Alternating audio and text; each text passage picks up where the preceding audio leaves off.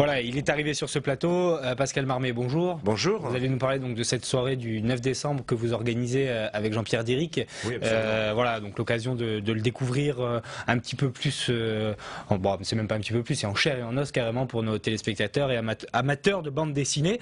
Alors avant que Michel vous cuisine sur cette rencontre-là, on avait fait une émission avec vous et vous nous aviez dit, alors je ne sais plus si c'était hors ou sur le plateau, mais que vous aimiez bien aussi varier un peu les plaisirs et que de faire rentrer la BD aussi dans ces rencontres-là, c'est quand même important. Il y a un vrai public et il y a une vraie histoire à communiquer autour de la bande dessinée quand même. Il y a un vrai univers. Oui, absolument. Surtout que moi, je fais partie d'une génération où Pif Gadget, c'était, je veux dire, on allait toutes les semaines acheter notre Pif pour le gadget et aussi pour les personnages qui étaient à l'intérieur.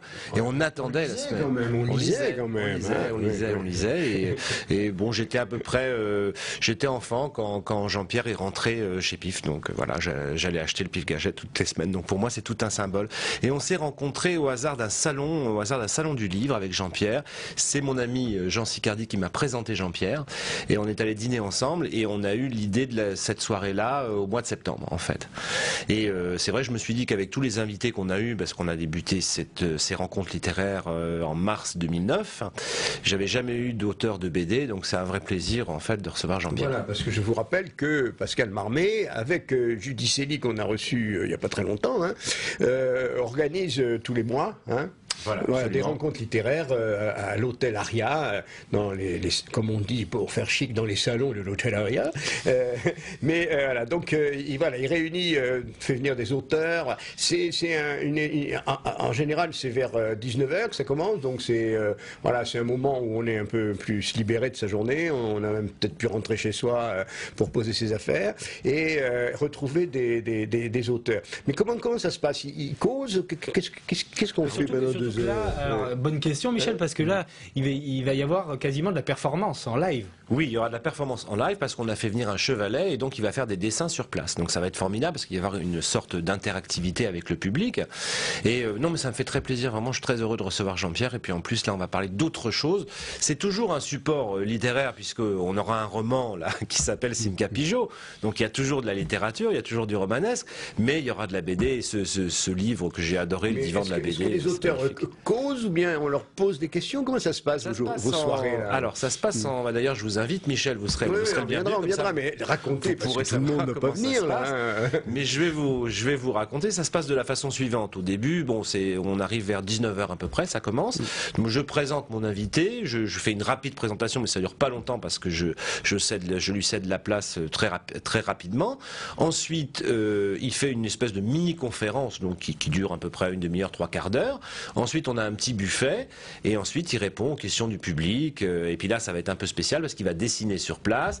Et puis à la fin, il y aura une petite séance de dédicace où il va dédicacer ses livres. C'est ce que j'allais dire. Les livres sur place? Bien sûr, on peut acheter les livres sur place parce que c'est quand même très important. Il faut acheter pour concourir.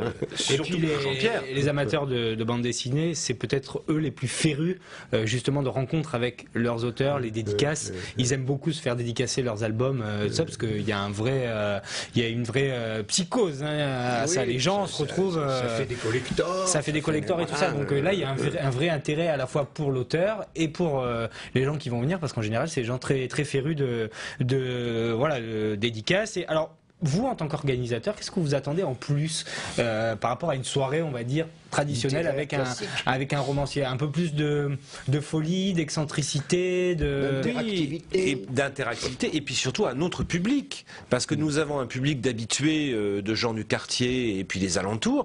Là, nous allons avoir un public de jeunes. J'espère qu'on va avoir des gens plus jeunes et puis avec un peu plus de folie, un peu plus d'imagination, parce que franchement, le divan de la BD... Et puis ce qu'on peut dire aussi, et je pense pas lui faire de la fausse publicité, mais c'est qu'il sera évidemment là pour répondre aussi aux questions, comme il l'a dit pendant l'émission, des jeunes qui souhaiteraient faire ce métier, qui ont besoin de savoir comment ça se passe. Il est très, très facilement abordable et vraiment il répondra à toutes ces questions-là. C'est important pour les gens qui aiment ça. De toute façon, quand on passe un moment avec Jean-Pierre Diric, on s'embête jamais. Ah oui, non, ça c'est certain.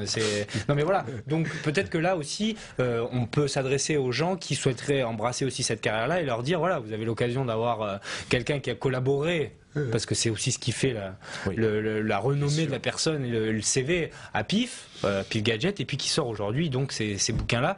Donc voilà, n'hésitez pas à y aller et à demander comment on fait pour devenir dessinateur, parce que bien sûr, vous voyez, donc les rencontres de l'hôtel Aria, donc dont je vous rappelle la soirée, c'est le 9 décembre. L'hôtel Aria, rappelez-nous où c'est, parce que tout le monde ne connaît pas. Hein. Oui, absolument. Il y a beaucoup de gens qui connaissent, mais pas tout le monde quand même, pas tous les gens de Nice quand même. Surtout quand on est de Nice, on va peu à l'hôtel quand même. Voilà, Hein. Ça dépend. Oui, absolument.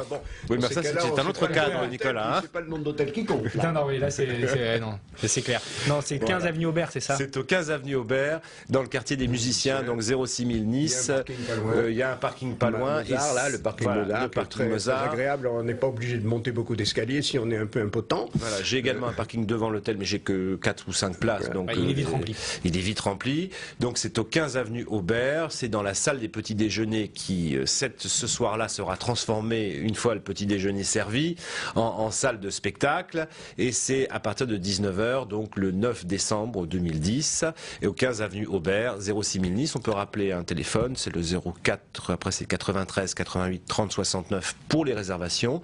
Ou sinon, vous avez un site internet aussi, www.hotel-aria.fr. Voilà, toutes les informations, vous êtes...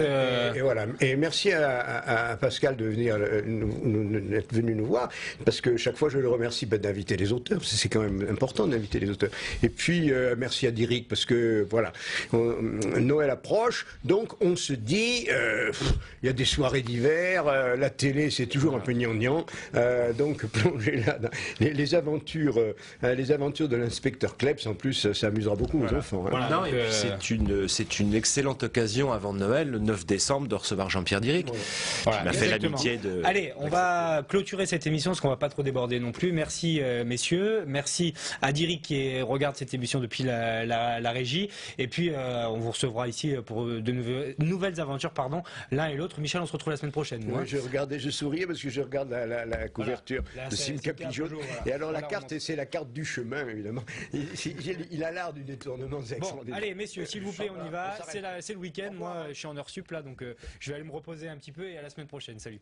Merci.